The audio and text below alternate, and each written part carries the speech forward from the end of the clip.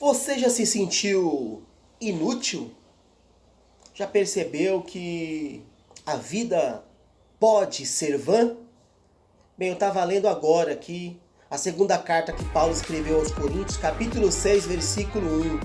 E o texto diz: cooperando com Jesus, vos exortamos a que não recebais a graça de Deus em vão. Recebemos a graça de graça, no entanto, isso não é um fim em si mesmo. Há um propósito pela qual recebemos a graça. E lendo o contexto desse texto, bem, eu encontrei aí a razão pela qual recebemos a graça. No capítulo 5, versículo 18, 19 e 20, o texto vai nos dizer, olha na tela aí, bem, recebemos a graça por duas razões, segundo o que Paulo diz no texto. A primeira, para sermos embaixadores de Cristo. A segunda, para sermos agentes de reconciliação. Se você em algum momento sentiu ou sente uma vida inútil, uma vida vã, se posicione como um agente de reconciliação. Se posicione como um embaixador de Jesus Cristo.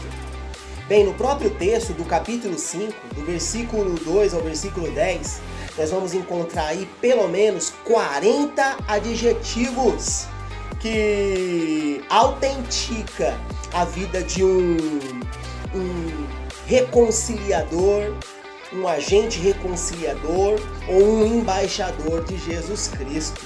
Beleza? Então, não permita que esse pensamento que quer convencer você de ter uma vida fútil, uma vida inútil, uma vida vã, venha imprimir em você convicção e certeza disso. Não, se erga pelo poder da verdade, assuma o seu lugar no corpo de Cristo, seja um agente reconciliador, seja um embaixador. Compartilhe essa palavra aí. Deus abençoe, até a próxima. Paz do Senhor. Você já se sentiu inútil? Já percebeu que a vida pode ser vã? Bem, eu estava lendo agora aqui a segunda carta que Paulo escreveu aos Coríntios, capítulo 6, versículo 1. E o texto diz: cooperando com Jesus, vos exortamos a que não recebais a graça de Deus em vão. Recebemos a graça de graça, no entanto, isso não é um fim em si mesmo. Há um propósito pela qual recebemos a graça. E lendo o contexto desse texto, bem, eu encontrei aí a razão pela qual recebemos a graça.